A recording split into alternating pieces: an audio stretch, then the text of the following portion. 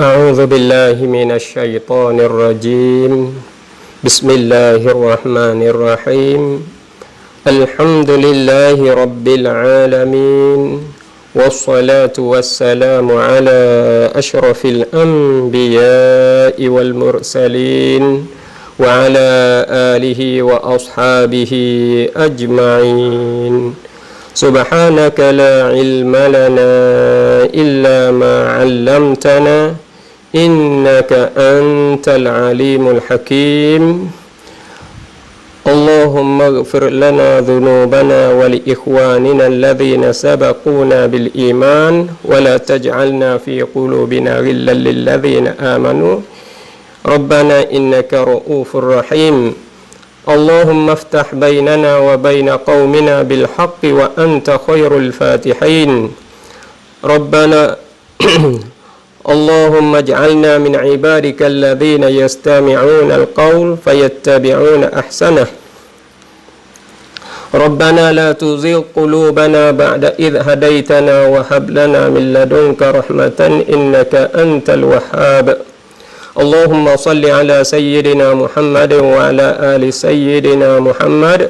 اللهم صل على سيدنا محمد وعلى آل سيدنا محمد.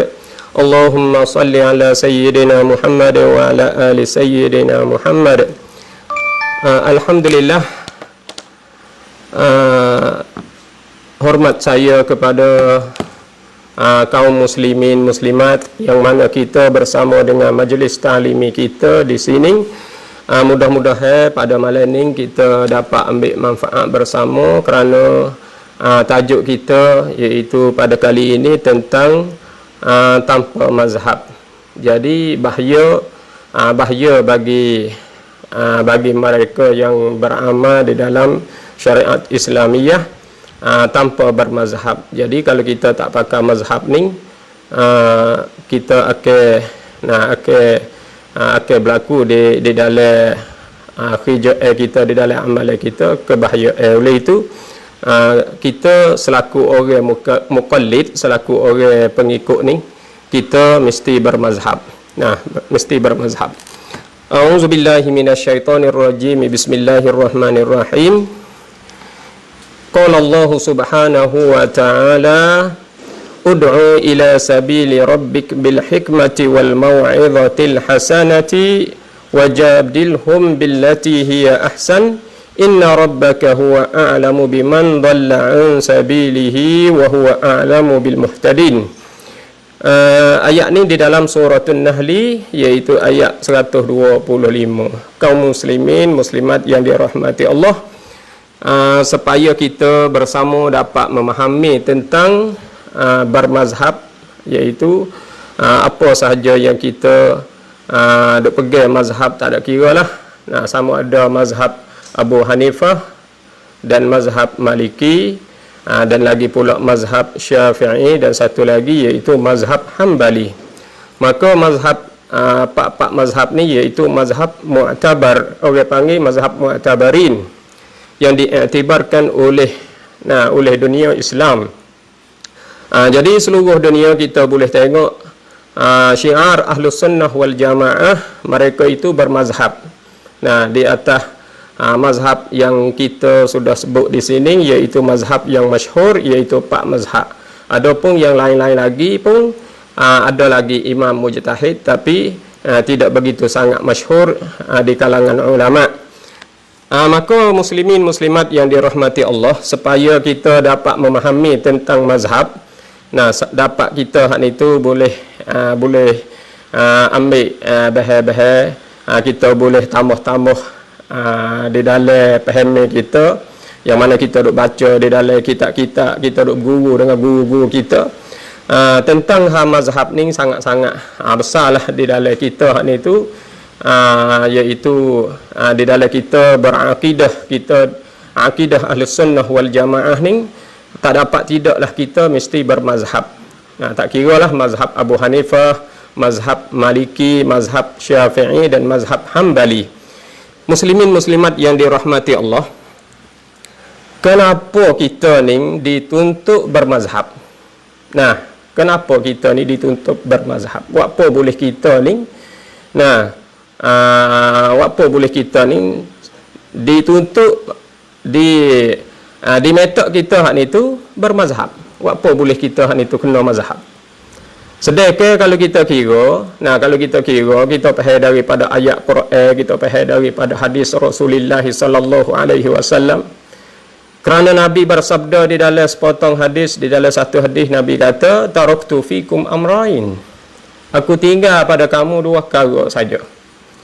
Lan tadillu ma tamassaktum bihima, mu tak akan sesat selama mana mu pergi dua-dua ni.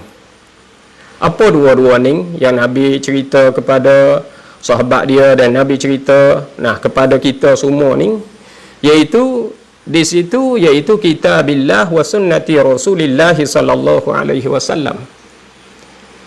Jadi kalau pergi dua ni, Nabi kata mu pergilah kitab Allah, iaitu kena kepada Al-Quran, dan mu pergilah sunnah Rasulullah sallallahu alaihi wasallam, iaitu kena kepada hadis Rasulullah sallallahu alaihi wasallam. Mu pergi ruang ni, mu tak akan sesat. Itu dia. Jadi kita ahlu sunnah wal jamaah, kita penuh-penuh. Kita pergi dengan Al-Quran dan kita pergi dengan Al-Hadis. Dua ni penuh-penuh. Kita tak tinggal daripada ajaran Al-Quran dan kita tak tinggal daripada ajaran Al-Hadis. Daripada Al-Hadis Rasulullah sallallahu alaihi wasallam. Maka saudara-saudara dan saudari-saudari muslimin muslimat, supaya kita hak itu boleh tahu tambah daripada kita duk ngaji dan kita duk belajar dengan guru-guru kita, khususnya kita orang awam, kita orang biasa, banyak lagi yang kita tak tahu. Bahkan saya sendiri pun digelarkan orang awam patulah juga. Iaitu digelarkan orang awam sama dengan kami bukan bapa yang sedang mengikuti sekarang. Kalulah bagi guru-guru, bagi baba, bagi tokoh-tokoh agama tu, itu tak apalah. Bagi mereka itu orang panggil ilmu dia banyak, ilmu dia itu luas, ilmu dia itu lebak dalam bab memahami agama itu, dia tak jadi bimbang lah untuk nak memahami hukum-hukuman yang ada di dalam Al-Quran dan Al-Hadis. Yang kita taruh bimbangnya iaitu kita orang awam ni, kita orang biasa. Kita orang tidak menututi ilmu, kita orang bukan dari kalangan orang ada ilmu, lalu itulah kita nak bagi tahu, kita nak tambah ilmu-ilmu yang kita ada saat itu tentang amalan kita di dalam Islam, dan kita berakidah Ahlus Sunnah wal Jamaah, tak dapat tidak kita mesti bermazhab. Tak dapat tidak kita bermazhab. Maknanya mesti kita hak itu bermazhab. Tak ada kira lah mazhab mana-mana. Kita nak mazhab Abu Hanifah, kita nak bermazhab kita nak jalan di atas mazhab Maliki ataupun mazhab Syafi'i ataupun mazhab Hambali, itu di atas suka kita, di atas suka kita. Maka muslimin muslimat yang dirahmati Allah, apa boleh kita saat itu kita pakai mazhab. Sedekah kita tahu dah kata Nabi kita sallallahu alaihi wasallam sudah keluar dah, sudah baca dah kepada kita. Jadi Allah tinggal kepada kita itu dua perkara. Nabi tinggal kepada kita itu dua perkara. Yang pertama Al-Quran, yang kedua Al-Hadis. Itu memang nak rakyat kata kita pergi penuh-penuh, kita pergi kemah. Dua usul ni, dua asal ni sebagai nas yang kita nak pergi, yang kita nak buat rujuk ke itu sebagai asal, iaitu Al-Quran dan Al-Hadis. Jadi di situ nak rakyat kata, dan ada lagi ayat-ayat yang kita baca di dalam Al-Quran, yang mana Allah Subhanahu wa taala berfirman di dalam surah Al-Ahzab, ayat 21, laqad kana lakum fi Rasulillahi uswatun hasanah. Laqad kana lakum fi Rasulillah, sesungguhnya adalah bagi kamu pada Rasulullah uswatun hasanah, iaitu ikutan yang baik. Maknanya kita nak buat apa sahaja, kita ikutlah Rasulullah sallallahu alaihi wasallam. Turut apa sahaja yang Rasulullah cerita, turut apa sahaja yang Rasulullah bagi tahu kepada kita. Nah, dengan perkataan ko, dengan perbuatan ko, dengan ikrar, dengan pengakuan Rasulullah sallallahu alaihi wasallam. Dan lagi pula ayat membagi tahu kepada kita, iaitu di dalam surah Al-Imran ayat 31. In kuntum tuhibbunallah fattabi'uni yuhibbukumullah. Jika adalah kamu kasih akan Allah, maka hendaklah ikut akan daku. Nabi kita sallallahu alaihi wasallam suruh ikut akan daku. Kalau mu kasihkan Allah, mu ikutkan daku. Nescaya kasih akan kamu oleh Allah Subhanahu wa taala. Jadi jelas di sini iaitu asal kita ataupun marja' kita, tempat kembali untuk kita nak ambil hukum, iaitu dua pada asalnya, dua, Al-Quran dan Al-Hadis. Seperti mana Nabi sebut di dalam Al-Hadis. Jadi di sini, di sini kalaulah kita reka-reka, kita reka-reka cara kita hak itu ambil hukum, cara-cara nafsu misalnya, ataupun ambil dengan cara kejahilan misalnya, maka Nabi tak aku. Hukum itu Nabi tak aku. Sebab dalam sepotong hadis bersabda, Nabi sallallahu alaihi wasallam bersabda, "Man 'amila 'amalan laisa 'alaihi amruna fahuwa raddun." Jadi siapa buat kerja satu kerja, siapa buat amal satu amal, laisa 'alaihi amruna, perkara tu bukan daripada pekerjaan kami. Maknanya yang kami tidak buat perkara tu, fahuwa raddun, maka benda tu saat itu rad, ai mardud, benda tu ditolak. Kalau itu sudah jelas bahawa tempat rujuk ke agama kita, tempat rujuk ke agama kita asalnya iaitu Al-Quran dan Al-Hadis. Dua, iaitu Al-Quran dan Al-Hadis. Lepas tu kenapa kita ni bermazhab. Kita turut Imam Abu Hanifah, setengah mereka turut Imam Malik, setengah mereka turut Imam Syafi'i, setengah daripada satu tempat turut Imam Hanbali. Ini orang panggil bermazhab. Bermazhab dengan maknanya nak buat satu-satu amalan turut jalanan. Mazhab-mazhab di sini orang panggil masdar. Masdar daripada zahaba, yadhhabu, zihaban, ataupun mazhaban. Jadi mazhaban di sini orang panggil masdar, masdar mimi. Lalu itulah kita terjemahnya jalanan. Mazhab Abu Hanifah, jalanan Abu Hanifah. Cara nak buat amal, cara nak faham hukum, cara nak ambil syariat. Turut jalan ni Abu Hanifah, turut jalan ni Imam Malik, turut jalan ni Imam Syafi'i, turut jalan ni Imam Hanbali. Kalau itu jalanan, mazhab ni jalanan. Itu kan ibu kan bapa yang dirahmati Allah. Jadi apa boleh kita hak itu turut jalanan mereka. Amin, supaya kan ibu kan bapa tak keliru di dalam amalan kita, tak keliru di dalam kerja kita ni bermazhab. Apa boleh kita ni bermazhab sedangkan Rasulullah sallallahu alaihi wasallam sudah wayak dah, dalam Quran pun sudah ada dah, tapi apa boleh kita bermazhab. Amin, supaya kita hak itu boleh faham dan kita hak itu boleh jelas di dalam faham kita. Supaya kita tak ragu-ragu lagi tentang ibadat kepada Allah Subhanahu wa taala, ataupun kita nak ambil hukum-hukum syariat di dalam Al-Quran dan Al-Hadis. Kerana gini kan ibu kan bapa yang dirahmati Allah. Kerana orang panggil sebab-sebab apabila berlaku masalah, apabila berlaku satu-satu masalah di kalangan kita, di dalam masyarakat kita, masalah apa sahaja yang tidak jelas di dalam Al-Quran dan tidak jelas di dalam Al-Hadis. Yang Allah Subhanahu wa taala sebut di dalam Al-Quran, sebut jelas dan nyata, okey.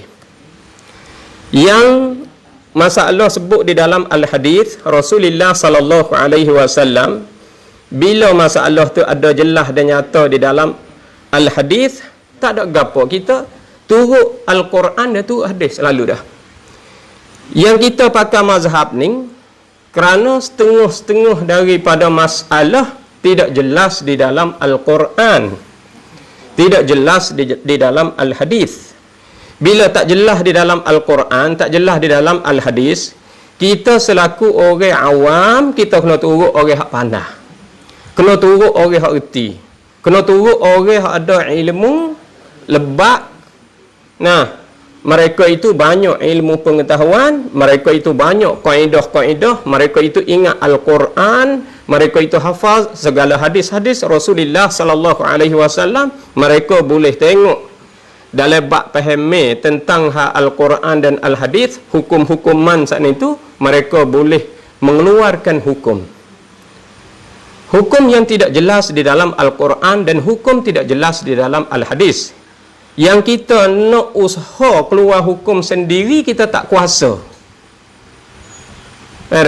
Kan ibu, kan bapa yang dirahmati Allah, muslimin muslimat, supaya kita dapat memahami bersama tentang bermazhab. Jadi di sini dalam ayat Al-Quran di dalam suratul Nahli, Allah berfirman, Bismillahirrahmanirrahim, di dalam suratul Nahli ayat 43, Allah berfirman, Fas'alu ahla dzikri in kuntum la ta'lamun. Fas'alu ahla dzikri, soal olehmu akan ahli zikri. In kuntum la ta'lamun, jika adalah kamu tidak mengetahui. Kalulah kamu tidak mengetahui hukum-hukuman, amalan tentang satu-satu amalan, mu tanyalah ahli zikri. Tanyalah ahli, yang ahli yang mempunyai ilmu pengetahuan yang banyak. Tanyalah dia. Mu kena rujuk kepada mereka-mereka yang lebih tahu dan lebih erti, kerana mereka hak itu daripada hufaz, mereka daripada alamah. Mereka faham segala balaghah daripada Al-Quran dan daripada Al-Hadis, maksud dia, tafsir dia dan syarah dia, semua. Jadi mereka boleh faham, kerana mereka termasuk dalam kata ulul albab. Mereka yang ilmu saat itu siapa? Kelubuk hati. Jadi ulul albab ni, mereka ni alim, bukan alim biasa. Alim yang luas, alim yang banyak, alim yang ilmu mereka dapat mendalami tentang hukum-hukuman dan tentang masalah-masalah yang ada di dalam Al-Quran dan Al-Hadis. Jadi kadang-kadang di dalam Al-Quran tidak jelas, tidak nyata, dapat kenyataan di dalam Al-Hadis. Kadang-kadang Al-Quran tak nyata, masuk mari tengok di dalam hadis tak nyata, maka tengok pula di dalam bab ijtihad ulama. Tu dia. Jadi kan ibu, kan bapa yang dirahmati Allah, supaya kita ni tak keliru, nak royak kata di sini kerana kita turut, kita ikut, kita taklid kepada mujtahid, kita taklid kepada mujtahidin ni, kerana ilmu kita tak kuasa kita nak memahami daripada Al-Quran sendiri, kita tak kuasa nak ambil, kita nak pungut segala hukum-hukuman di dalam Al-Hadis dengan sendiri, kita tak kuasa. Bila tak kuasa, kita kena tupai dan kita kena pakai apa yang diberi huraian oleh mujtahidin, oleh tokoh-tokoh agama, kerana mereka adalah ahlu zikri, yang mana Allah Subhanahu wa taala sebut di dalam ayat yang saya sudah baca, fasalu ahla zikri in kuntum la ta'lamun. Tanya oleh kamu akan ahli zikr. In kuntum la ta'lamun, jika adalah kamu bukan daripada orang yang mengetahui. Maknanya kita orang jahil, kita tanyalah orang yang lebih alim daripada kita. Jadi ahlu zikri di sini lain daripada Rasulullah sallallahu alaihi wasallam, lain daripada sahabat, kerana mereka sudah meninggal dunia dah. Lalu itulah ada golongan tabi'in, lepas pada tabi'in, lepas pada tabi'in. Sehingga turun mari kepada guru sehingga sampai kita sekarang. Maka kita kena tanya. Sebab apa? Sebab kita tak mampu, kita tak kuasa nak ambil hukuman di dalam Al-Quran dengan sendiri. Kita tak kuasa nak ambil hukuman di dalam Al-Hadis dengan sendiri. Sebab itulah kita bermazhab. Akhirnya tu, kau ibu kan bapa yang dirahmati Allah. Jadi di sini saya nak misal kau ibu kan bapa yang dirahmati Allah. Saya nak contoh. Nah, kepada kau ibu kan bapa yang dirahmati Allah. Bila kita mari bermazhab, kita mari mengaji ilmu usul fiqh. Kita mengaji ilmu usul fiqh. Nah, supaya kita hak itu boleh ambil reti daripada ulama-ulama mengadakan kaedah untuk kita saat itu ambil hukum di dalam Al-Quran dan ambil hukum di dalam Al-Hadis. Tapi semua tu nak rakyat kata ulama sudah mengeluarkan hukum. Bagi hukum yang tidak jelas, tidak nyata, dia mengeluarkan hukum. Yang ada lagi masalah masih berlaku. Saya misal mudah-mudah kepada kau ibu, kau bapa yang dirahmati Allah, supaya kita hak itu tak keliru di dalam pahami kita. Saya nak misal masalah yang ada di dalam Al-Quran, okey, kita boleh faham selalu dah. Masalah yang ada di dalam Al-Hadis, okey, kita boleh faham selalu dah. Tapi kalau masalah tidak ada di dalam Al-Quran dan masalah tu tidak ada di dalam Al-Hadis, susah kita. Saya misal masalah yang ada di dalam Al-Quran. Misalnya firman Allah Subhanahu wa taala di dalam surah Al-Maidah ayat 3. Bismillahirrahmanirrahim. Hurrimat alaikumul maitatu waddamu walahmul khinzir wa ma uhilla li ghairillahi bih. Saya misal satu misal ni. Ayat ni orang panggil ayat yang jelas dan nyata yang sebut di dalam Al-Quran. Hurrimat alaikumul maitatu. Diharam ke atas kamu akan maitah, akan bangkai. Diharamkan kamu hak itu akan bangkai. Jadi kalulah binatang mapuh, nah tidak bersembelih secara Islam, maka haram kita nak makan bangkai itu, kerana binatang yang mapuh yang tanpa bersembelih itu ia panggil bangkai. Maka diharamkan kita makan. Ayat Quran jelas dan nyata. Tu hak sebut di dalam Al-Quran. Waddamu, dan darah yang mengalir. Ikutlah kita kata daging yang mengalir darahnya diharamkan makan. Basuh tak apa.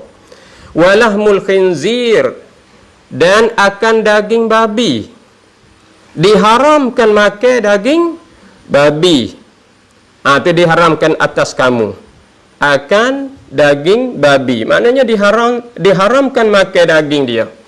Jelas dan nyata daripada ayat Al-Quran. Itu kau ibu kan bapa yang dirahmati Allah. Hak sebut di dalam Al-Quran. Manakah hak sebut di dalam Al-Hadis? Saya sebut di sini.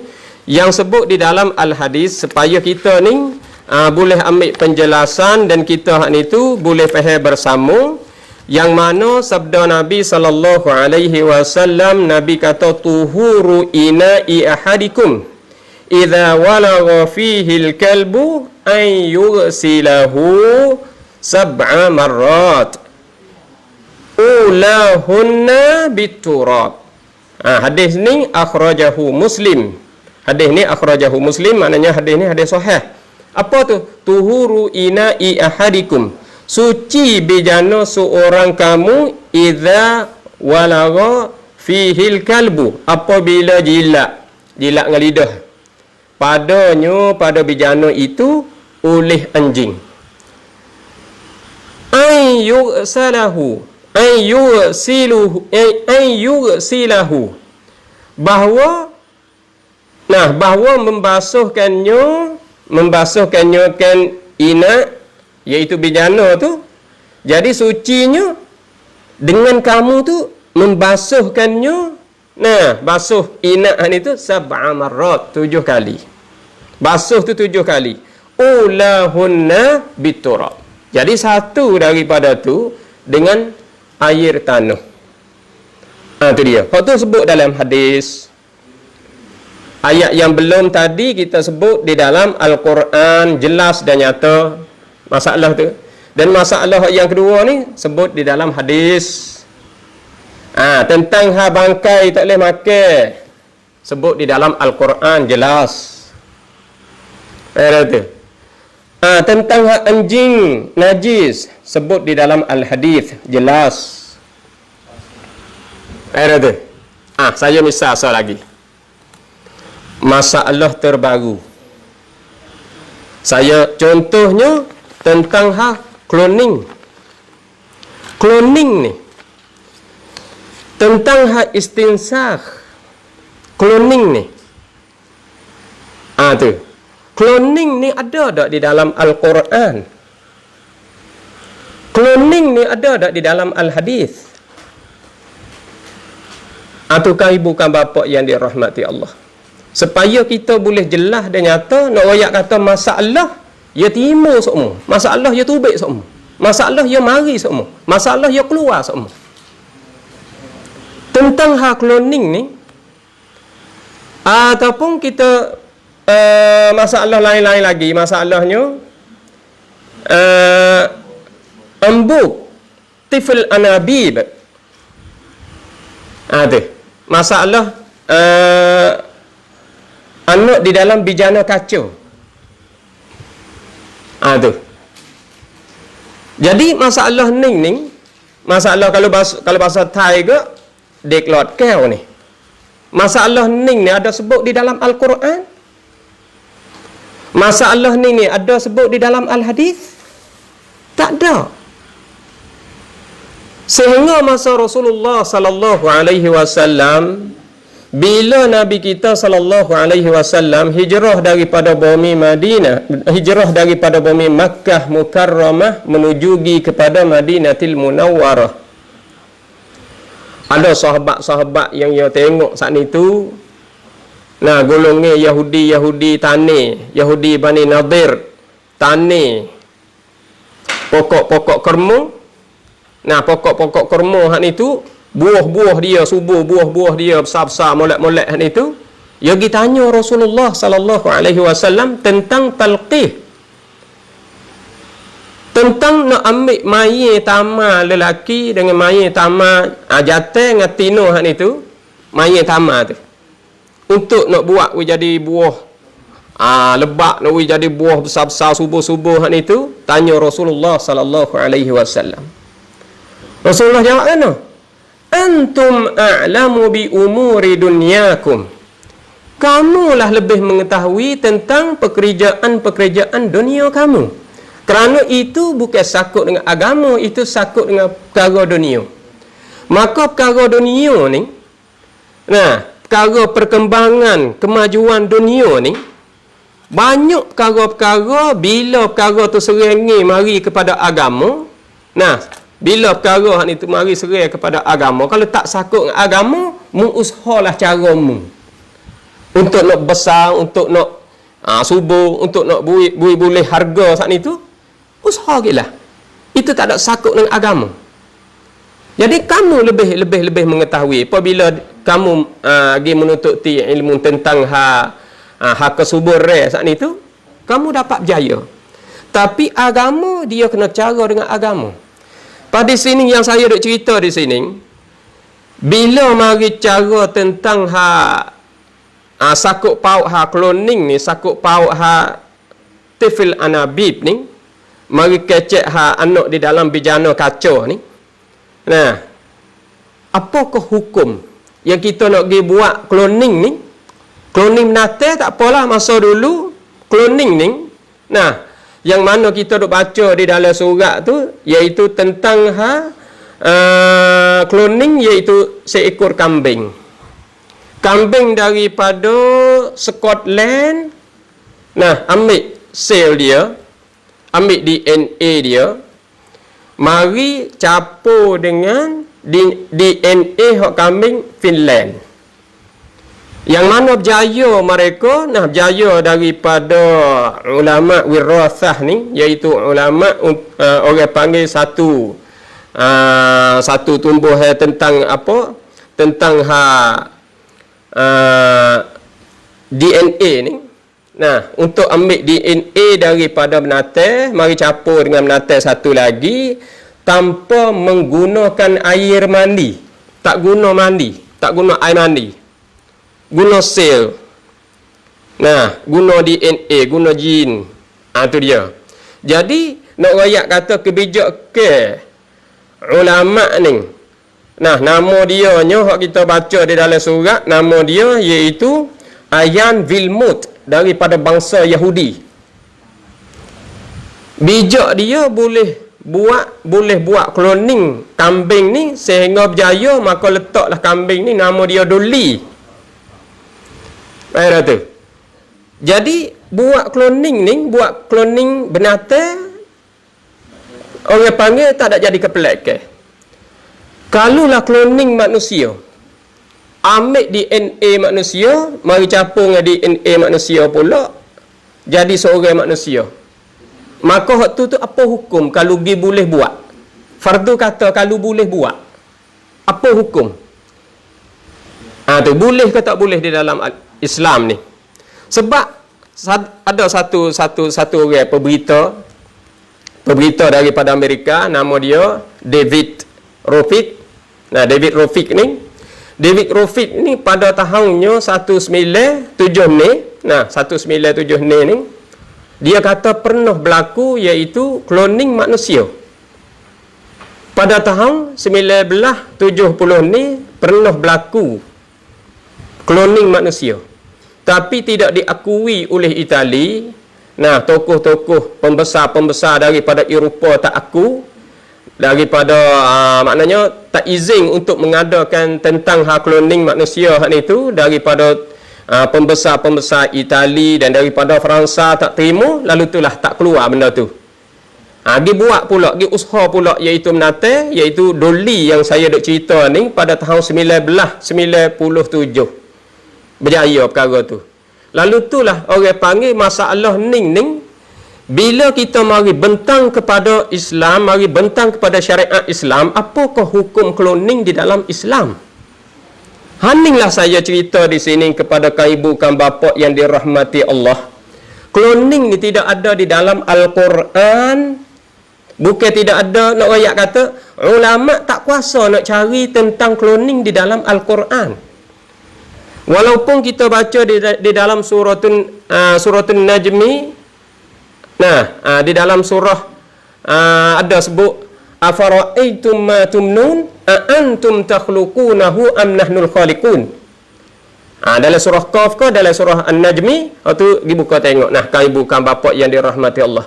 Jadi kalau kita nak kita tengok di situ, afara'aitum ma tumnun a antum takhluqunahu am nahnul khaliqun. Jadi di situ pun kita nak kita tengok tentang hak cloning, nak kita tengok tentang hatifil anabib ni, tak boleh nak ambil masalah lagi. Sebab itulah di dalam Al-Quran bila tidak jelas, di dalam Al-Hadis bila tidak jelas, maka kita kena rujuk pergi kepada imam mujtahid.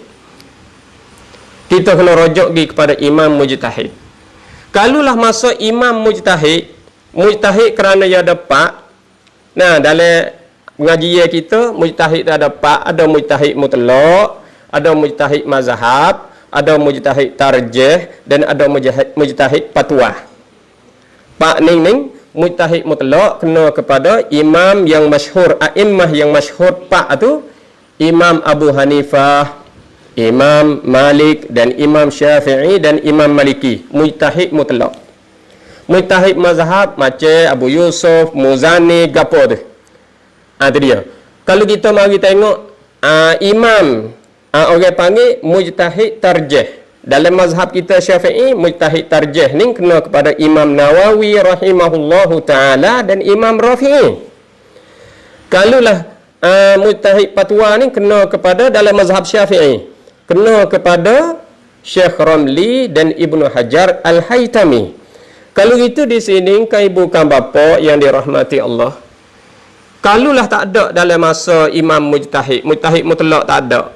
Mari tengok dalam imam mujtahid hak mazhab. Tak ada hak dalam mazhab, mari tengok hak tarjih. Tak ada hak tarjih, mari tengok hak fatwa. Sebab masalah ia berlaku semua. Masalah pelik-pelik, masalah terbaru, masalah hak baru saat ni tu ia keluar semua, ada semua. Bila ada, kita pergi buka di dalam Al-Quran, tak dapat, tak berjumpa. Pergi buka di dalam Al-Hadis, tak berjumpa. Itulah berhajat pada kita saat ni tu bermazhab. Kita kena tanya orang yang paling tahu, orang yang paling reti. Bukan tinggal Quran, bukan tinggal hadis. Dalam ayat Al-Quran kata dah, fas'alu ahla zikri. Tanya oleh kamu akan ahli zikri. In kuntum la ta'lamun, jika adalah kamu dari kalangan orang yang tidak mengetahui. Kalulah kita daripada orang jahil, kita turutlah orang yang reti, orang yang pandai. Baiklah tu. Tu ayat tu kita tengok di dalam surah Al-Anbiya ayat 7 ataupun suratul Nahli ayat 43. Tanya ahli zikri. Mereka itu sangat banyak ilmu pengetahuan.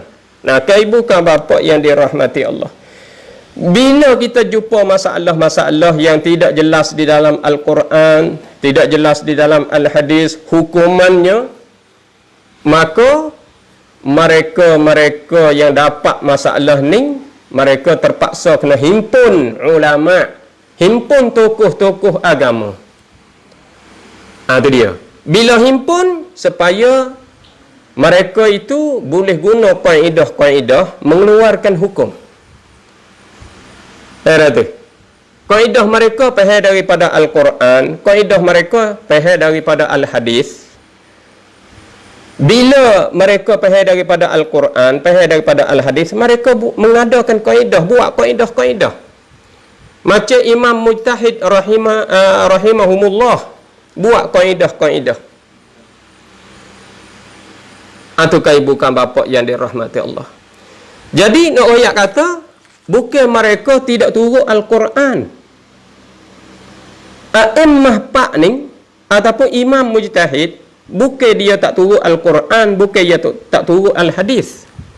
Saya misal anjing klik sekali lagi ke ibu kan bapa yang dirahmati Allah.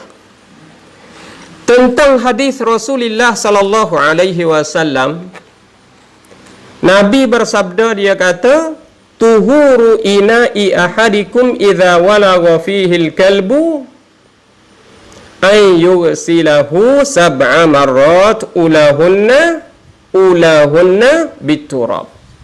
Akhrajahu Muslim. Hadis ni apa tu? Suci bijana seorang kamu. Saya sudah sebut dah tadi, tapi saya sebut semula ni nak ambil fahami tentang ijtihad. Suci bijana seorang kamu apabila jilat oleh anjing. Jilat padanya oleh anjing, hendaklah dibasuh 7 kali, 1 kali dengan air tanah. Maka di sini mazhab Maliki, ibu kan bapa yang dirahmati Allah, anjing tu tidak najis.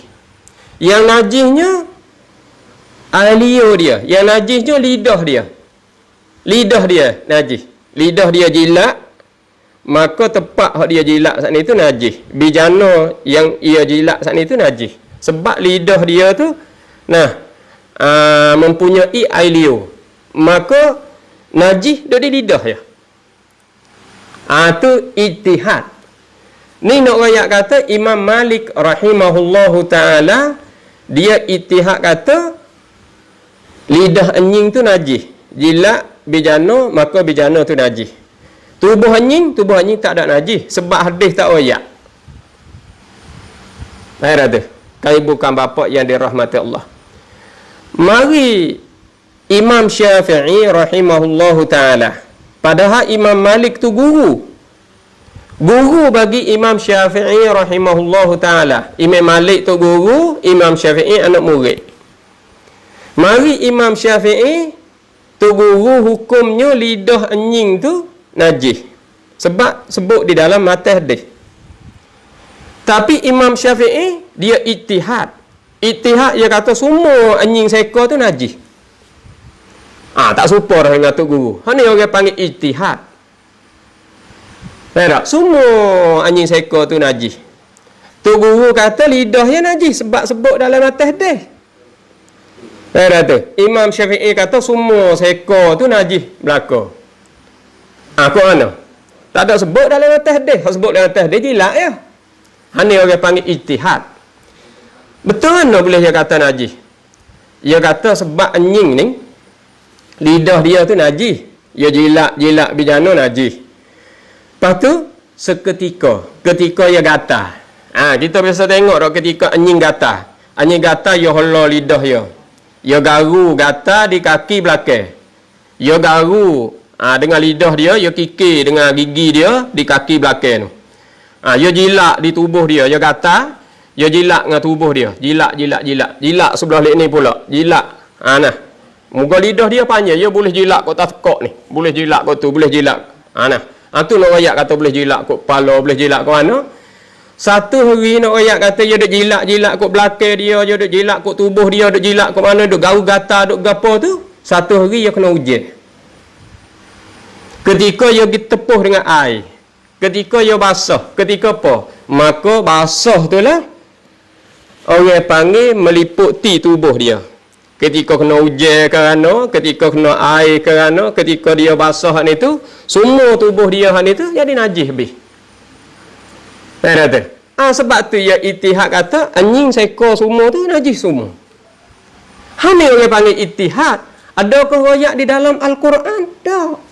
Adakah royak di dalam Al-Hadis? Tak. Antukah ibu kan bapa yang dirahmati Allah. Jadi Imam Syafi'i rahimahullahu ta'ala mengaji bersama dengan guru dia kitab Muwatta'. Imam Malik ni tok guru dia. Ngaji kitab Muwatta' umur 10 tahun tu dia hafal habis dah kitab Muwatta' Imam Malik. Jadi Imam Syafi'i 7 tahun tu dia sudah hafal iaitu Al-Quran 30 juzuk dia sudah ingat habis dah.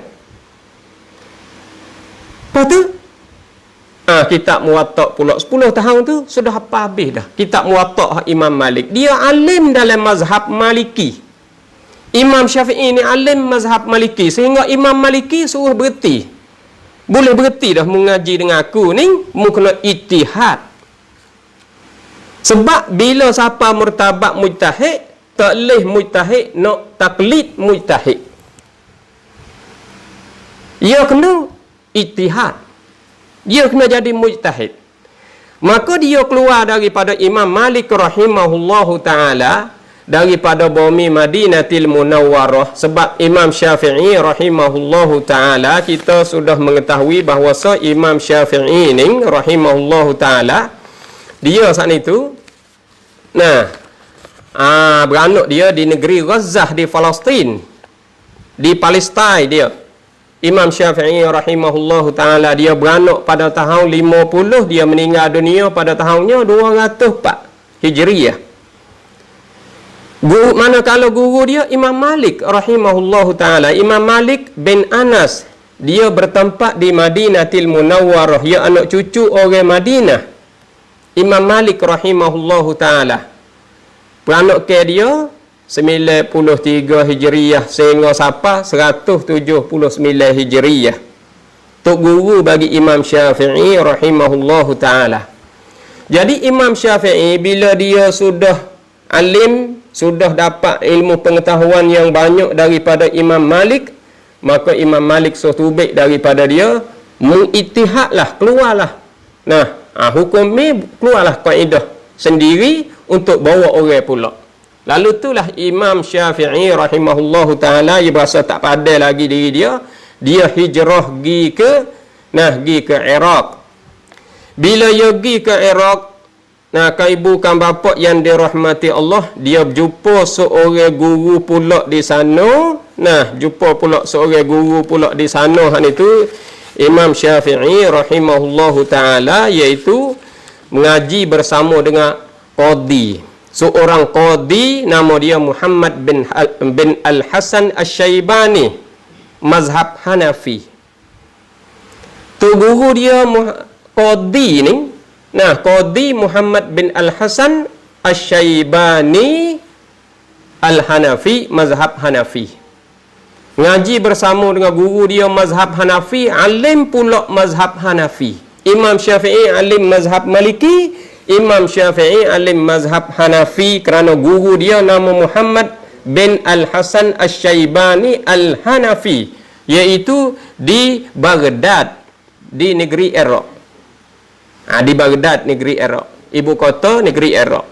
Ngaji di situ sehingga dia alim, dia reti hukuman-hukuman, dan dia reti ijtihad ataupun apa sahaja yang sudah mengeluarkan hukum di sisi mazhab Abu Hanifah. Dia boleh faham, boleh reti, dan dia boleh ilmu pengetahuan daripada guru dia Imam Malik rahimahullahu taala di bumi Madinah, serta dengan dia alim kitab Muwatta.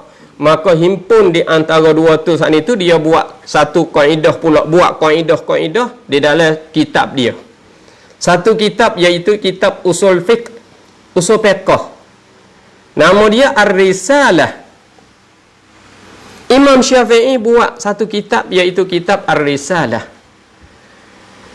untuk nak mengeluarkan hukum ahkam, untuk nak memahami tentang syariat Islam saat itu, kerana masalah-masalah yang tidak jelas di dalam Al-Quran, masalah yang tidak jelas di dalam Al-Hadis, maka kita hak itu kena ijtihad.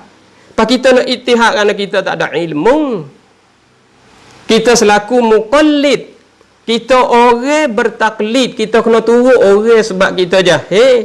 Bila kita jahil, kita kena turut orang yang alim. Kerana dalam ayat kata fas'alu ahla dzikri in kuntum la ta'lamun. Kita kena turut orang hak pandai, kena turut orang hak reti. Ayat Quran jelas. Nah, ayat Quran sudah tetap. Nah, dan hadis sudah tetap, tapi kerana kita tak pandai nak cari sendiri, kita tak tahu. Nah, nak buat rojok ke hak itu, kita nak kembali kepada ahli zikri. Kita nak kembali kepada imam mujtahid. Nah, ibu kan bapa yang dirahmati Allah. Jadi di sini bila kita kembali kepada imam mujtahid, nak ayat kata di dalam Al-Quran kita tak pandai nak rojok. Di dalam Al-Hadis kita tak pandai nak rojok. Lalu itulah kita rojok kepada mazhab, rojok kepada imam-imam mujtahid. Ada ke tak ada? Kita mari tengok masa Nabi kita sallallahu alaihi wasallam. Masa Nabi kita sallallahu alaihi wasallam, Nabi pernah hatanya iaitu Mu'adz bin Jabal, seorang sahabat radhiyallahu anhu. Ada sepotong hadis daripada Syu'bah. Ia kata ana di sini, ia kata anna Mu'adz bin Jabal lamma arsalahu ar-rasul sallallahu alaihi wasallam ila al-Yaman. Tak kala mengutuskan Mu'adz bin Jabal oleh Rasulullah sallallahu alaihi wasallam kepada negeri Yaman. Bila Rasulullah sallallahu alaihi wasallam utus hantar Mu'adz bin Jabal pergi kepada negeri Yaman, maka Rasulullah sallallahu alaihi wasallam dia tanya Mu'adz bin Jabal. Tanya mana? Bima taqdi idza urida laka qada. Nak hukum dengan gapo apabila dibentangkan bagi engkau saat itu satu-satu masalah. Kalau orang mari tanya masalah, nak hukum dengan gapo? Maka Mu'adz bin Jabal bila Rasulullah tanya kata nak hukum dengan gapo? Kalulah ada orang soal tentang masalah-masalah nak hukum dengan gapo? Lalu itulah Mu'adz bin Jabal jawab kata aqdi bi kitabillah ta'ala. Aku nak menghukumkan dengan Al-Quran, dengan kitab Allah Ta'ala, dengan maknanya dengan Al-Quran. Aku nak hukum turut Quran.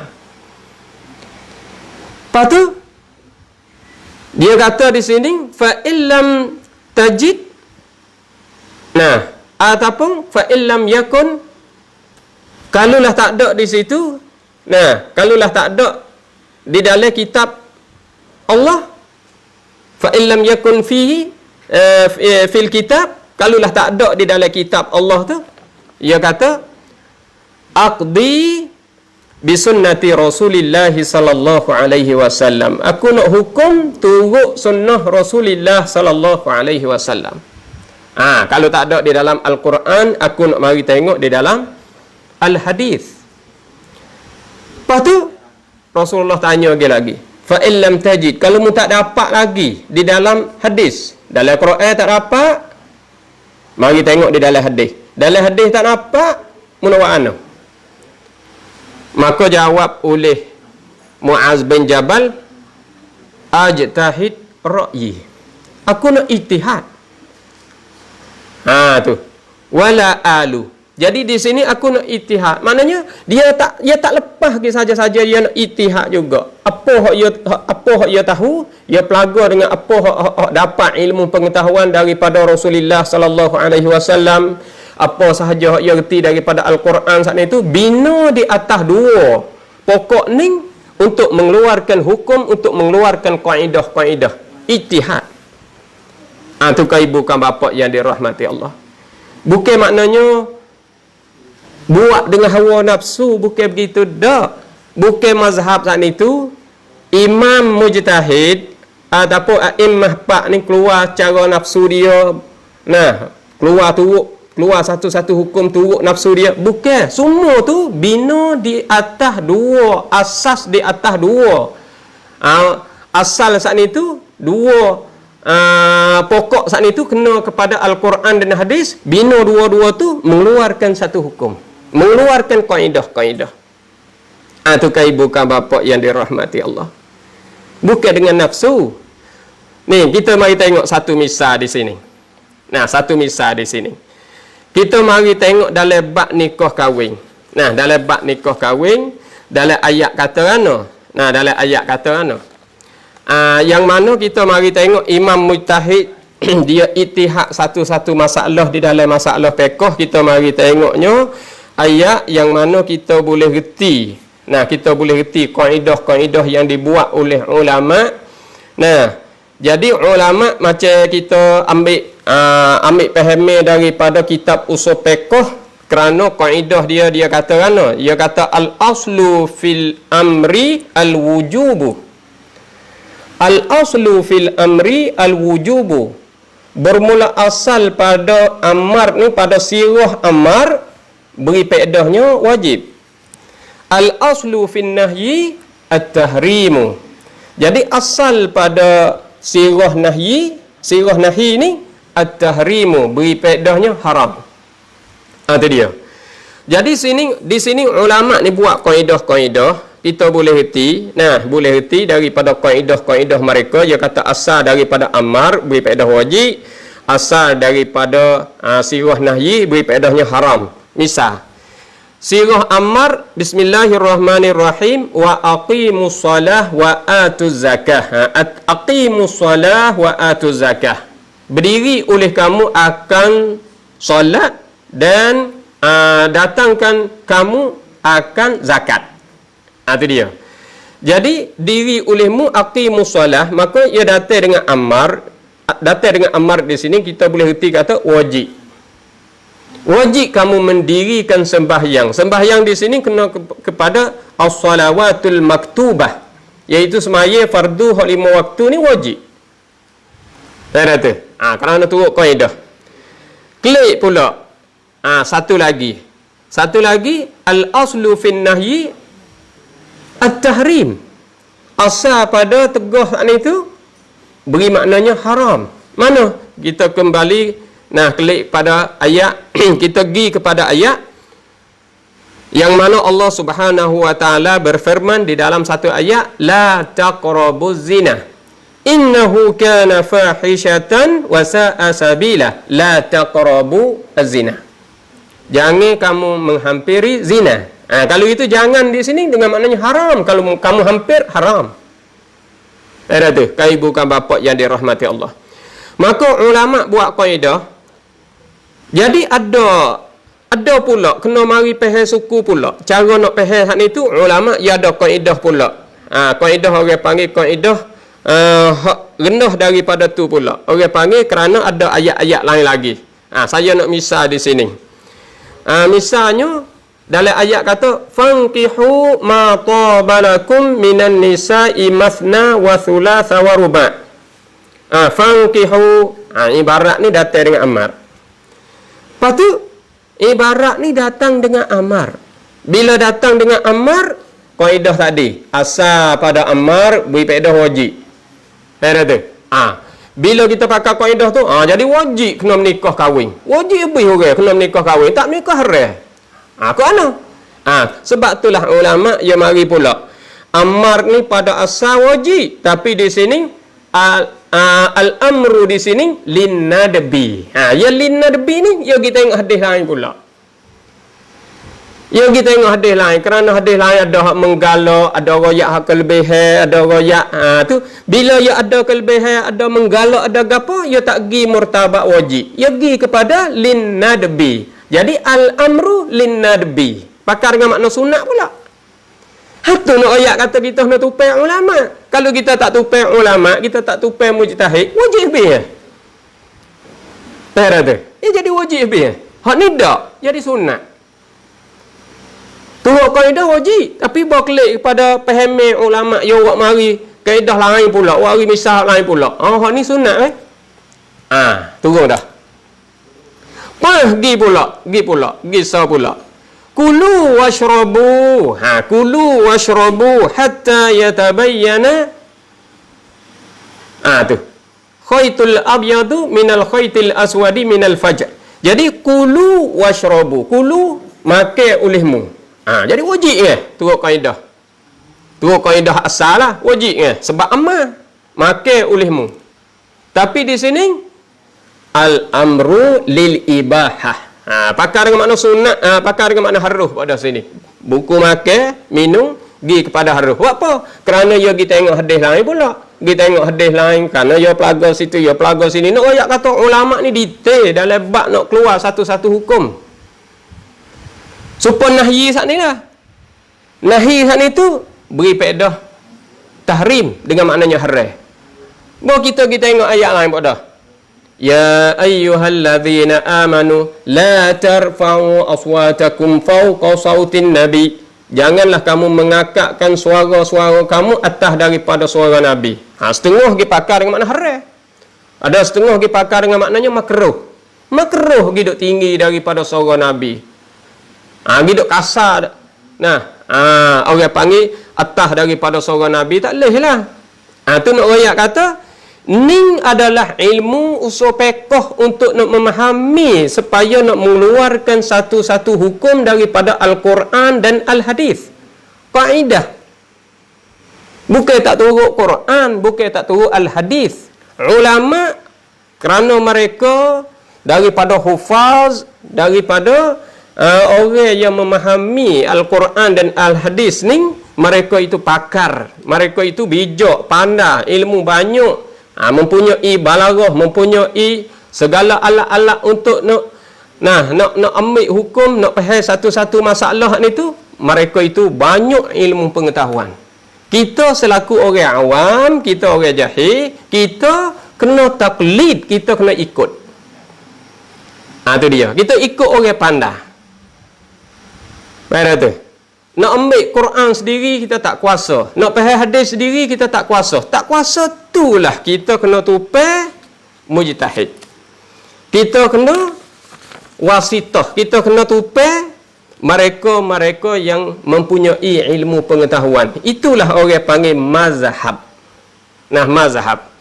Sebab itulah dalam ayat Al-Quran, apabila kita baca di dalam surah Al-Maidah ayat 35, Bismillahirrahmanirrahim. Ya ayyuhalladzina amanu taqullah wabtagu ilaihil wasilata wajahidu fi sabilihi la'allakum tuflihun. Wahai mereka-mereka yang beriman, ittaqullah, takut oleh kamu akan Allah, jaga oleh kamu akan Allah, wabtagu ilaihil wasilata.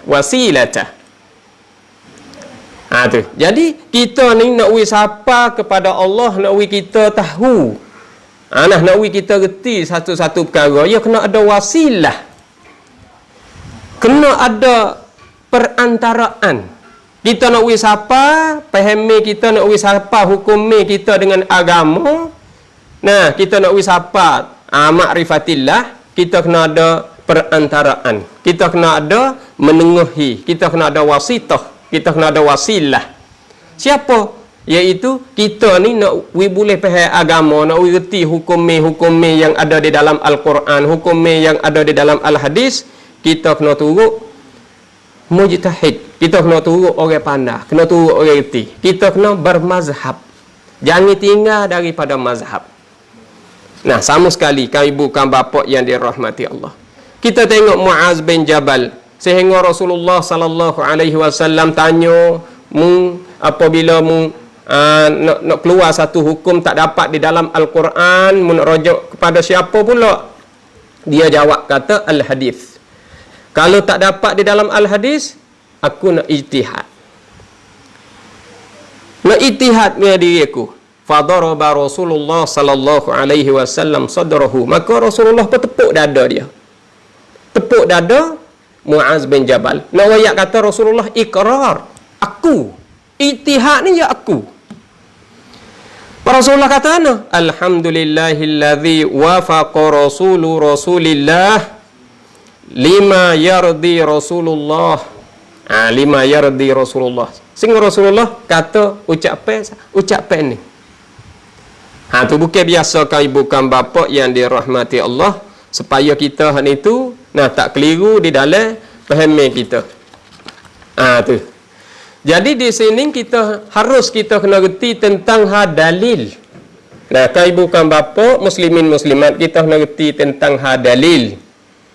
Kita nak turut Quran, kita turut al-hadis, itu memang semua imam mujtahid tidak mukhalif, tidak menyalahi daripada Al-Quran dan tidak menyalahi daripada al-hadis.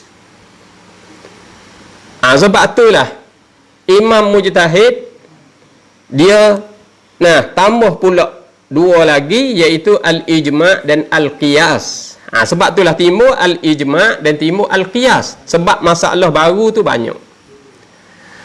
Saya nak tambah di sini supaya adik-adik pelajar, adik-adik pelajar untuk pakai pondok pesantren, dan lagi pula mereka-mereka yang menututi ilmu pengetahuan di universitas dan di mana tempat saja mereka hendak belajar. Kadang-kadang kita itu baca surat satu bahagian saja, kita tak ada baca ke tempat-tempat yang lain, kita tak berguru dengan guru-guru tentang mazhab itu. Kadang-kadang kita itu turut apa yang kita tahu dengan cara sikat-sikat. Sebab itulah saya nak bagi tahu di sini, nak wayak kata dalil di dalam Al-Quran ya ada dua. Ada dalil mantuk, ada dalil mafhum. Harus kita reti. Mesti kita kena tahu dalil mantuk dan dalil mafhum. Adik-adik pelajar yang dirahmati oleh Allah Subhanahu wa taala, penuntut ilmu, supaya kita itu tak keliru di dalam pahami kita.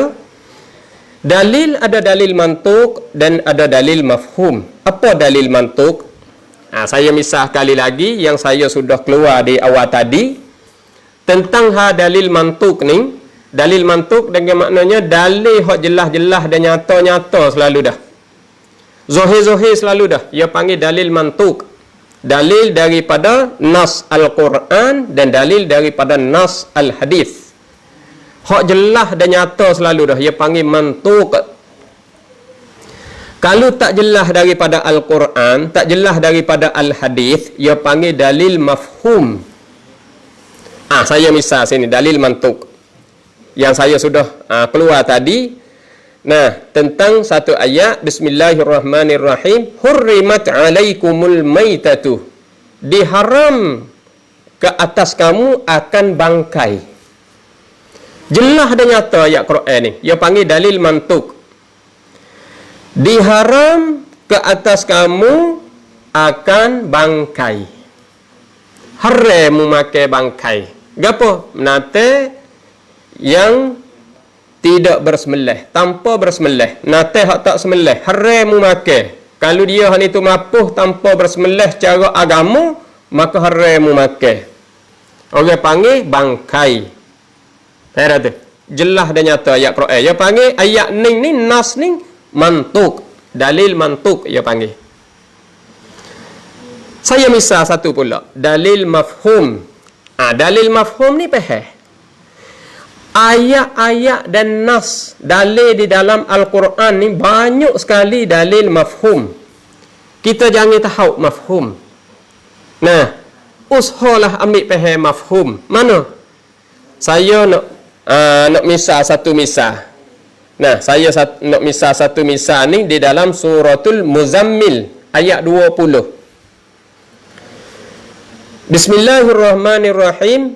Innal hasanati yudhhibnas sayyi'at. Dzalika dzikra lidzakirin. Innal hasanati, sesungguhnya kebaikan-kebaikan, yudhhibnas sayyi'at, boleh menghapuskan segala kesalahan, boleh menghapuskan segala kejahatan.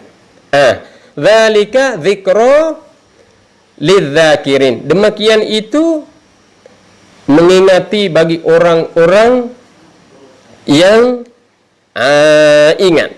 Jadi di sini nak ayat kata bagi orang yang zakirin. Jadi di sini nak ayat kata innal hasanat, sesungguhnya kebaikan-kebaikan.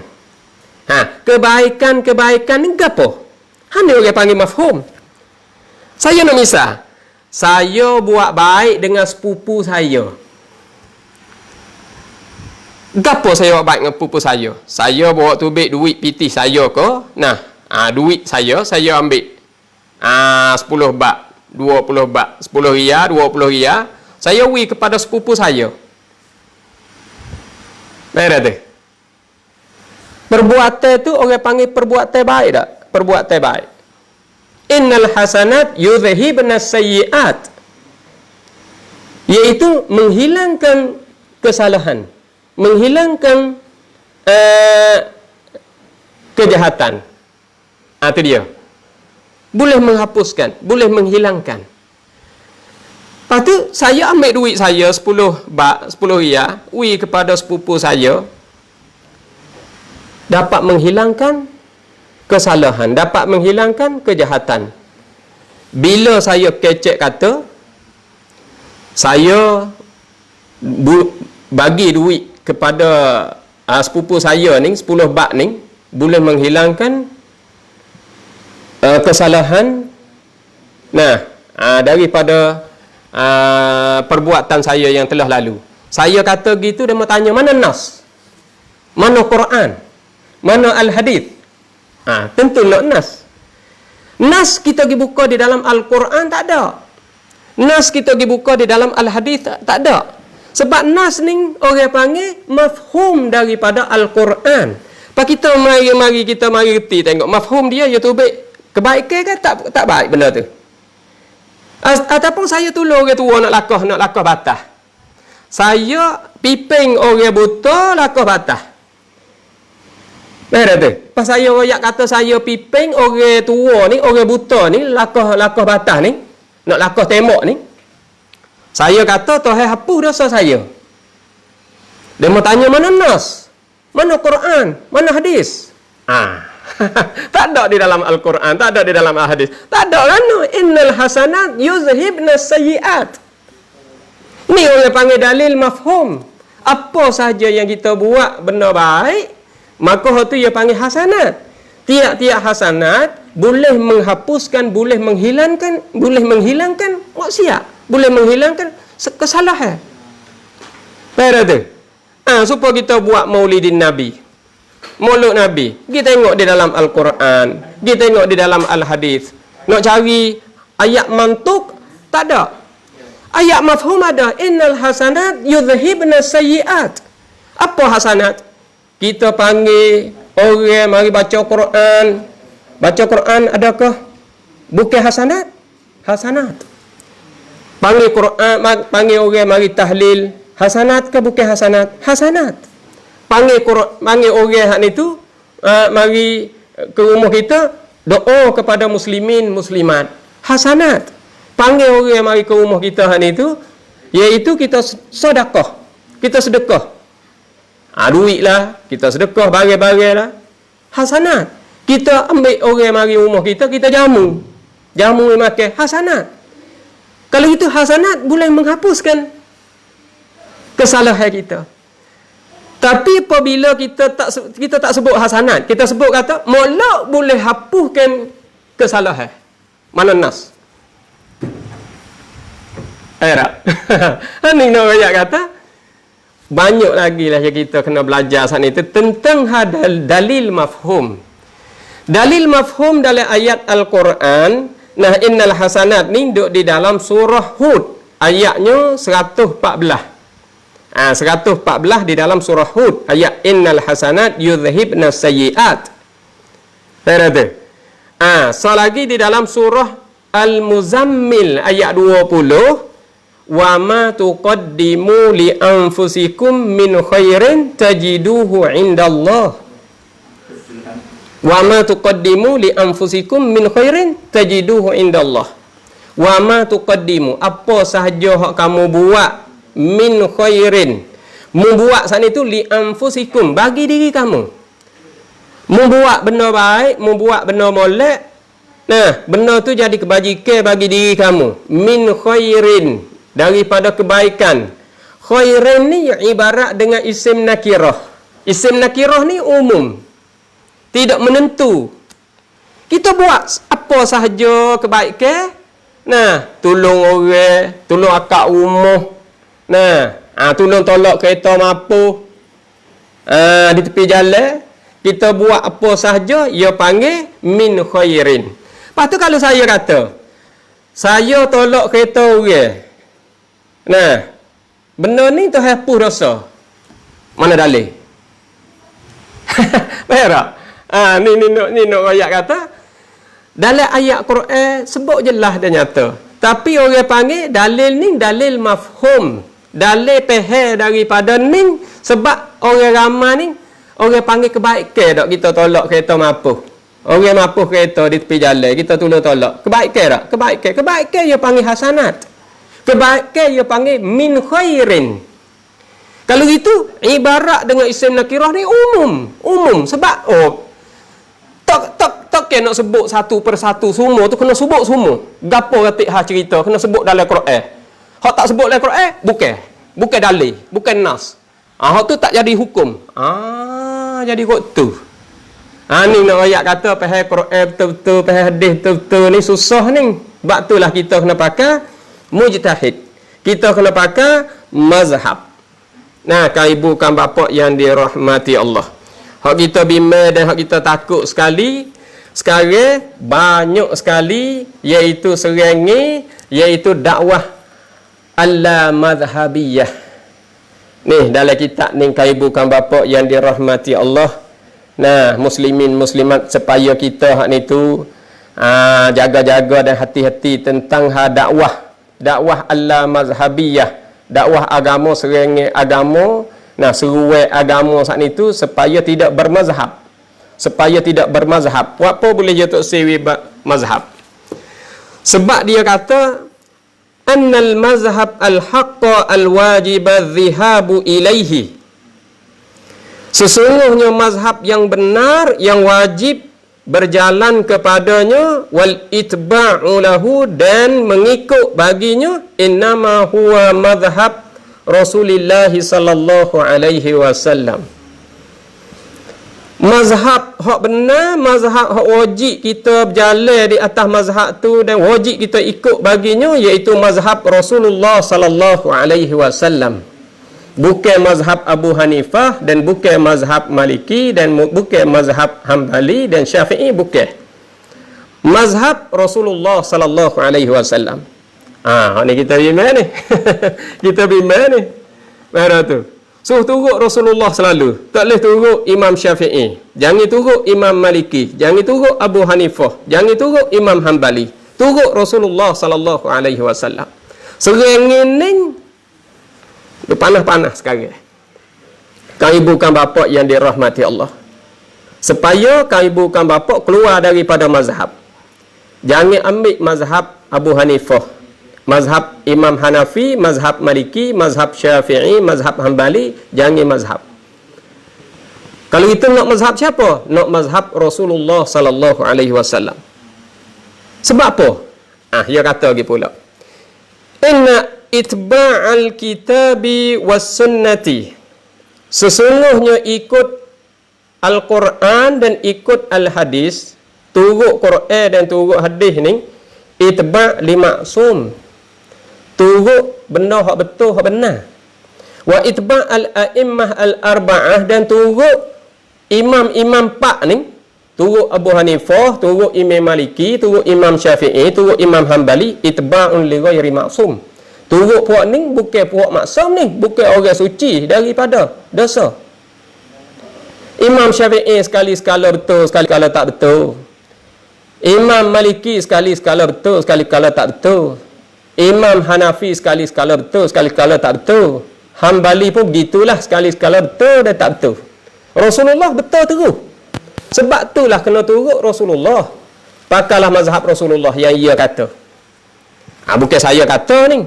Yang dia kata. Ni kitab ni. Al-Mazhabiyah. Bahawa tidak bermazhab. Karangan Ustaz Dr. Muhammad Said Ramadan Buti. Rahimahullahu ta'ala. Dia ni selaku as-syahid. As-Suri. Dia daripada Kurdi dia. Jadi, kan ibu, kan bapa yang dirahmati Allah. Kita bimbang sangat, kita takut sangat. Nak pecah. Kita ni keluar tubik daripada mazhab supaya turut Rasulullah selalu. Turut Rasulullah selalu. Tak usah pakai mazhab. Tak usah pakai mazhab Pak. Mazhab Malik, mazhab Hanafi, mazhab Syafi'i, mazhab Hanbali. Tak usah pakai. Pakai Rasulullah selalu. Kita bimbang sangat-sangat dan kita takut sangat-sangat. Orang yang tak usah bermazhab. Kita ni, kita dakwah supaya bermazhab. Kerana kita tak tahu, kita tak reti, kita tanyalah orang yang pandai, orang yang reti. Mereka itu banyak kaedah-kaedah.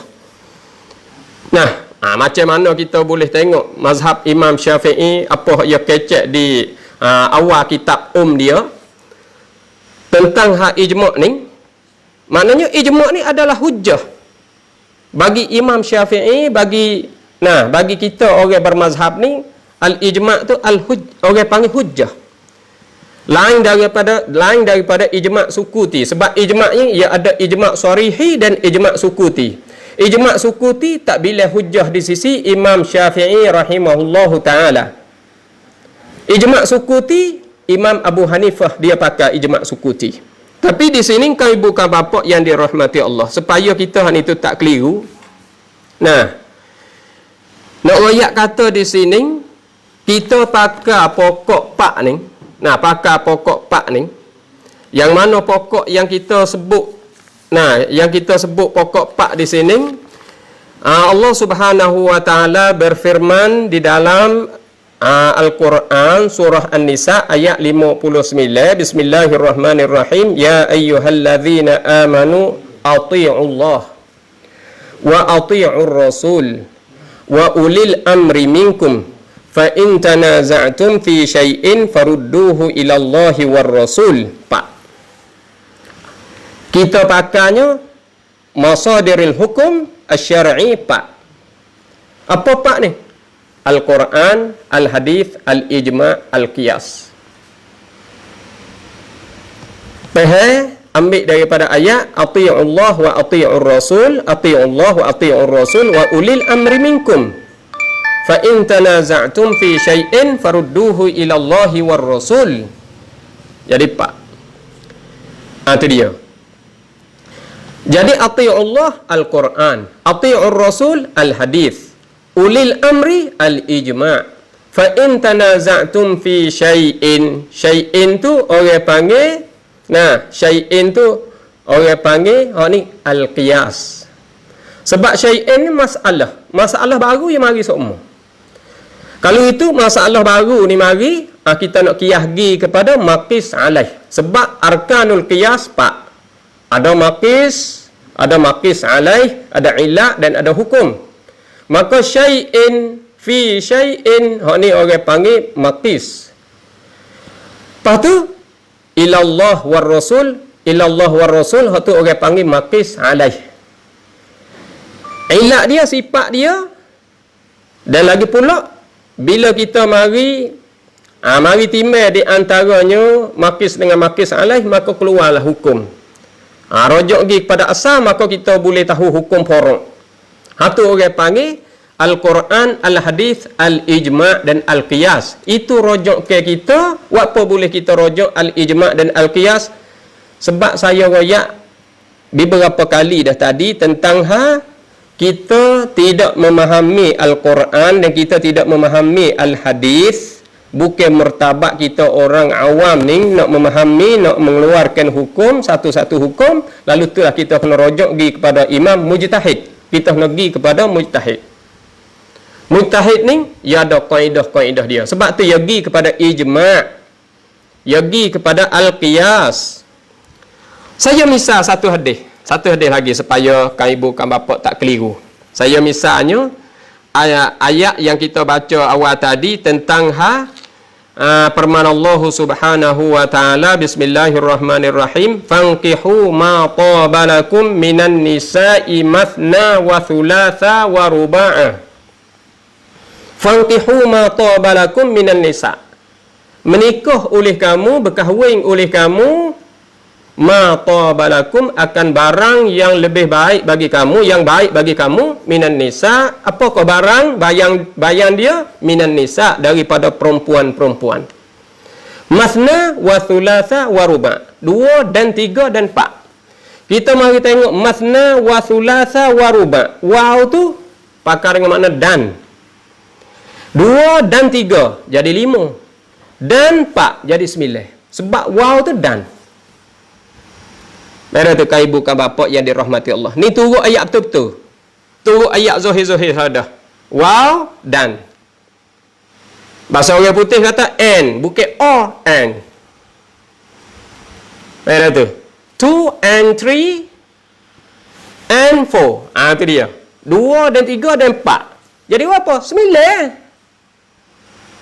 Lepas tu ulama ni nak royak kata ulama ni dia detail ulama.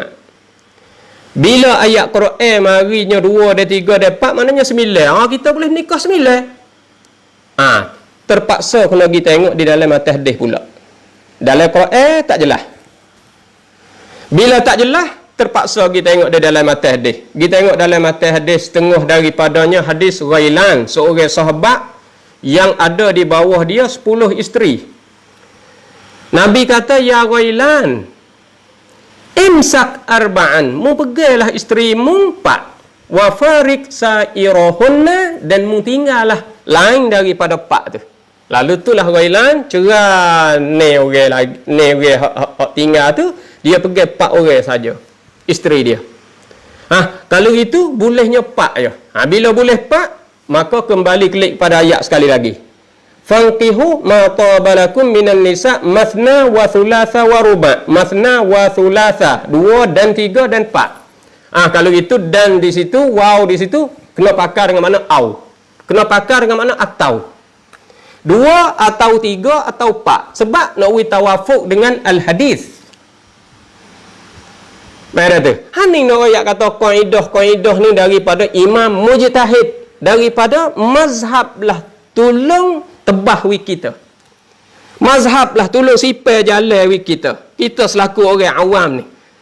Jangan kita tinggal lah tangga kita ni. Janganlah kita tinggal lah titi kita ni. Jemuk teh kita jangan tinggal. Kita tinggal hak ni kita nak jalan tak boleh. Kita nak pergi jemur ambil Rasulullah selalu dah. Kita nak pergi jemur ambil Al-Quran selalu dah. Susah kita sebab kita nak pergi situ tu wabtaru ilaihi wasilata. Kita kena cari wasilah. Nak wis hafal situ tu. Ambillah mazhab sebagai sebagai tangga bagi kamu, sebagai pitu bagi kamu, sebagai jalan untuk kamu nak sampai di kemuncak Rasulullah sallallahu alaihi wasallam dan Al-Quran. Mun oi siapa faham Quran dan Al-Hadis, mutupelah ahlu zikri.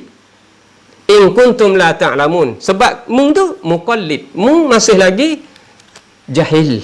Tu nak ayat kata kita jahil.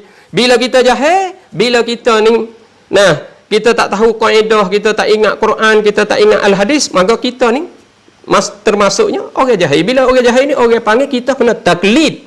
Sebab tu kita digelarkan muqallid.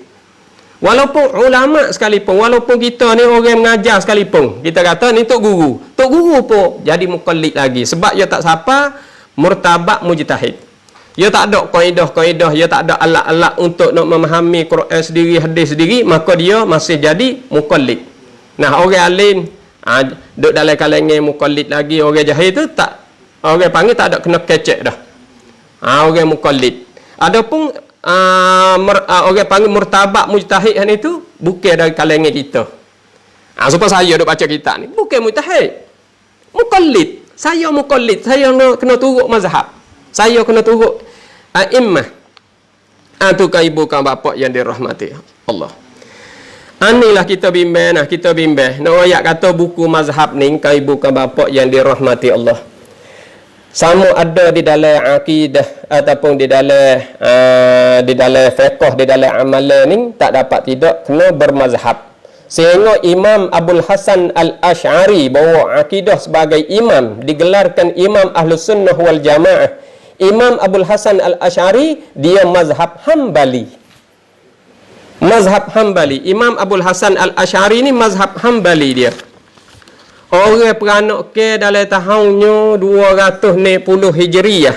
Meninggal dunia 324 Hijriyah. Imam Abul Hasan Al-Asy'ari. Mazhab Hambali. Dalam fiqh dia mazhab Hambali. Abu Mansur Al-Maturidi. Abu Mansur Al-Maturidi As-Samarqandi. Dia meninggal dunia pada tahun 333 Hijriyah. Mazhab Abu Hanifah. Orang korang 4 tu. Orang korang 3 tu. Mazhab Abu Hanifah lah. Mazhab Hambali lah. Nak rakyat kata mereka bermazhab. Pak kita orang mutaakhirin, kita orang akhir nak tinggal mazhab.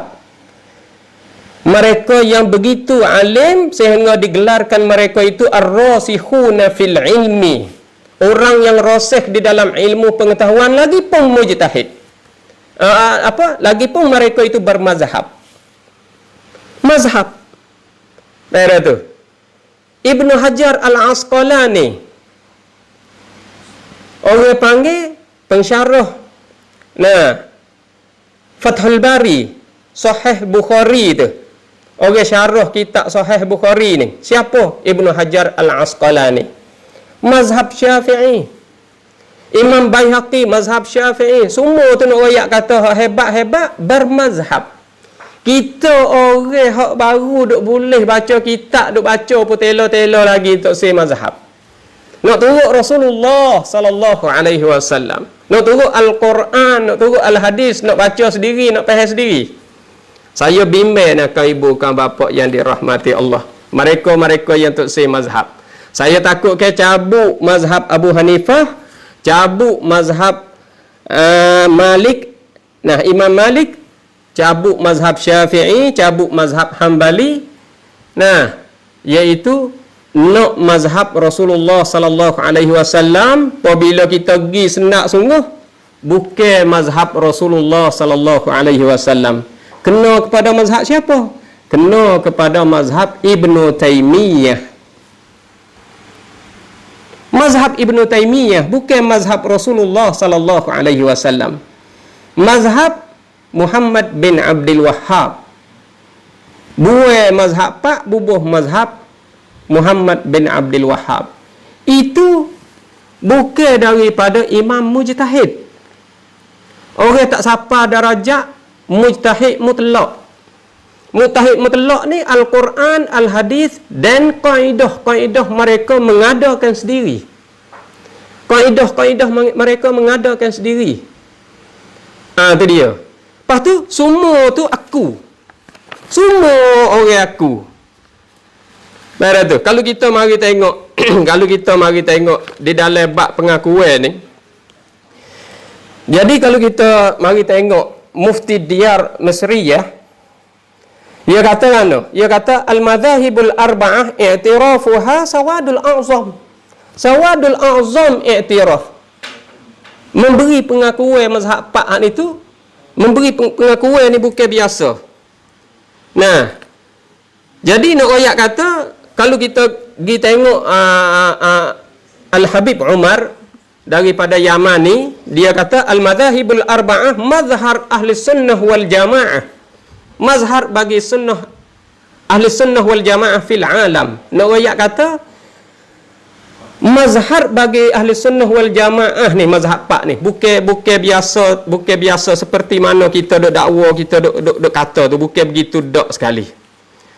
Jadi di sini kan ibu kan bapa yang dirahmati Allah, buku kita hak itu, nah buku kita hak itu nak mazhab kah ataupun tidak mazhab, kalau turut Ustaz Dr. Muhammad Said Ramadan Buti, dia kata itba' madzahib masyru' likulli man lam yablugh darajatal ittihad.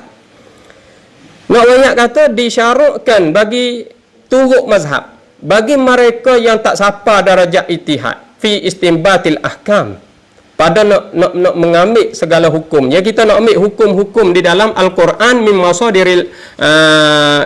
masadir syariah al-islamiyah itu, kita nak ambil hukum sendiri tak pandai, mesti kita kena bermazhab. Kita tak boleh tinggal daripada mazhab.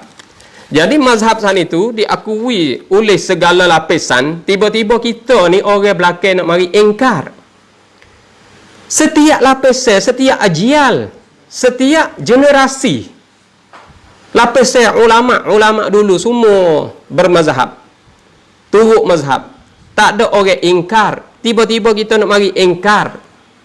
Nah, ibu kan bapa yang dirahmati Allah, supaya kita itu boleh ambil penjelasan. Saya tengok ada satu klik.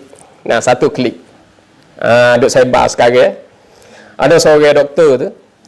Dia kata tak boleh kita nak kata, kita nak zikir Allah saja. Nak kata tak boleh. Ni nak rakyat kata orang tak usah mazhab ni. Nah, orang tak usah mazhab. Lepas tu kita nak zikir Allah saja, tak boleh. Sebab tak ada makna, dia kata. Nak zikirlah tu tak boleh, tak ada makna. Ni. Tu dia. Lepas tu kita kena turut Quran, kita kena turut Al-Hadis. Jadi kita nak zikir, kena bubuhlah sifat Al-Ghafur ke, Ar-Rahim ke, nah, Al-Quddus ke, Al-Akbar ke, ikutlah. Bubuh. Tak bubuh tak boleh. Cuba kita baca ayat Al-Quran. Gi buka ayat surah Al-Ahzab ayat 41, ayat Al-Quran.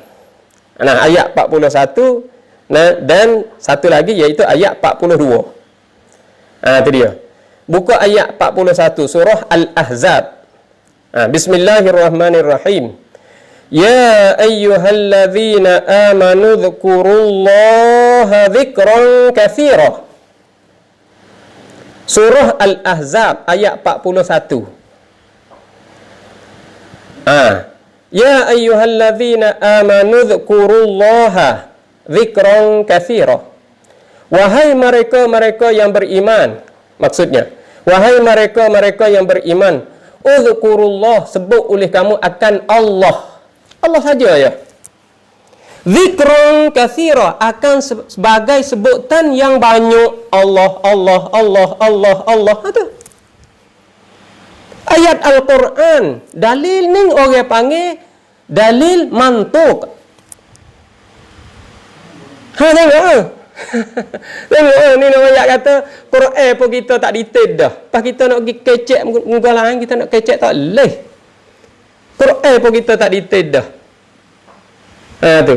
Sebab tu Imam Mujtahid tu, dia tengok dalam Quran tak jelas, dia tengok dalam hadis tak jelas, lalu itulah dia pergi buat kaedah. Takut pelagar dengan Quran, takut pelagar dengan hadis, buat kaedah tu berapa kali belak, berapa kali balik. Sebab itulah diaku oleh Sawadul A'zam. Orang ramai-ramai semua aku. Tu orang panggil mujtahid mutlak. Nak kita nak mazhab ni, kita mazhab dengan mujtahid mutlak. Tengok dalam ayat ayat ni di dalam suratul Ahzab ayat 41. Ya ayyuhallazina amanu dzkurullah, wahai mereka-mereka yang beriman, sebut oleh kamu akan Allah. Tak ada ayat sini. Allah Ar-Rahim, Allah Al-Ghafur, Allah Ar-Rahman, tak ada ayat, Allah saja ya. Zikran katsira, akan sebagai sebutan yang banyak. Yang banyak Allah Allah Allah Allah Allah Allah, Quran tu. Dalam mantuk lah tu, bukan dalam mafhum dak kali. Pas ayat lain pula, orang tua kita duk baca acak-acak ni. Di dalam surah Al-Imran ayat 191. Alladzina yadhkuruna Allah qiyaman wa qu'udan wa 'ala junubihim wa yatafakkaruna fi khalqis samawati wal ard. Alladzina yadhkuruna Allah, mereka yang sebutkan Allah qiyaman, berdiri pun sebut Allah, qu'udan, duduk pun sebut Allah. Wa 'ala junubihim, di atas lambung pun sebut Allah. Jelas dah nyata. Tu Quran. Kita pergi kepada hadis pula. Kita pergi kepada hadis pula. Qala Rasulullah sallallahu alaihi wasallam, hadis ni riwayat daripada Imam Abi Hurairah radhiyallahu anhu. Sab'atun yudhilluhumullahu fi dhillihi yauma la dhilla illa dhilluh. Tujuh bahagia. 7 bahagia, 7 perkara. Tujuh bahagia manusia. Yudhilluhumullah, meneduh, membayangi akan mereka itu oleh Allah, fi dhillihi, di dalam bayangannya, yauma la dhilla illa dhilluh, pada hari yang tidak ada teduhan malaikat teduhan yang disedia oleh Allah Subhanahu wa taala. Yang pertama, imamun adilun. Yang kedua, syabun nasya'a fi ibadatillah, orang muda yang yang keluar di dalam hal keadaan di dalam ibadat kepada Allah, yang beribadat di dalam ibadat kepada Allah. Yang ketiga, warajulun qalbuhu mu'allaqun fil masajid. Seorang lelaki yang bergantung dengan masjid. Yang tiga, yang keempat, warajulani tahabbani fillah ijtama'a alaihi wa tafarraqa alaihi. Itu dia. 5. Yang kelima, rajulun da'athu imra'atun dhatu mansibin wa jamalid. Seorang perempuan, seorang lelaki yang seru akannya oleh seorang perempuan yang ada pangkat dan lagi pula comel cantik. Faqala inni akhafullah, aku ni takutkan Allah. Yang kini, warajulun tasaddaqa bi sadaqatin, seorang lelaki sedekah dengan satu sedekah, fa akhfaha hatta la ta'lama shimaluhu ma tunfiqu yaminu. Yang kini, seorang lelaki yang sedekah, sehingga tidak mengetahui oleh tangan kiri apa yang sedekah oleh tangan kiri, oleh tangan kanan. Yang akhir, warajulun zakarallah, dan seorang lelaki yang sebutkan Allah khalian, hal keadaan di dalam tempat sembunyi. Fafadat ainahu, dan mengalir dua matanya. Jadi kita boleh reti di sini, warajulun zakarallah, ni hadis Nabi. Aning nak ayat kata kita nak pakai Quran betul-betul, tapi kita bawa tubik satu-satu masalah tu berlawan dengan Quran pada. Tu. Tok say mazhab. Tok say mazhab nak guna Quran, nak guna hadis, bawa guna Quran selerak pada situ. Guna hadis selerak pada dengan hadis pada. Habis tu nak ayat kata ulama ni, ulama ni pakai mazhab bukan biasa, demo detail dah. Dalam Quran ni dia mau cari rata dah. Dalam hadis dia mau cari rata dah. Beribu-ribu hadis, beratus-ratus hadis tu dia mau cari rata dah. Tak jumpa dalam Quran, dia mau tak jumpa, dia mau buat kaedah ijtihad. Ulama mujtahidin ni dia ijtihad, dia tengok, dia cari, dia tengok, dia cari, dia buat kaedah. Lepas tu kaedah pula tak pelaga dengan orang lain, dengan imam-imam lain tak pelaga. Dan diakui oleh Sawadul A'zam. Nah, diakui oleh mereka-mereka yang ramai-ramai. Nak ayat kata Ahlus Sunnah wal Jamaah tak tinggal bermazhab. Mazhab, jadi nak pakai mazhab mana satu, itu di atas kebebasan kita lah. Asalkan kita ni tu tak tinggal bermazhab. Bukan kita tinggal Rasulullah, bukan kita tinggal Quran, bukan. Kita turut mazhab kerana kita nak jelas cara kita nak turut. Nak turut Rasulullah sallallahu alaihi wasallam kerana imam mujtahid lebih detail dan lebih lebih bijak, lebih mendalami lagi daripada kita tentang masalah-masalah yang ada di depan kita.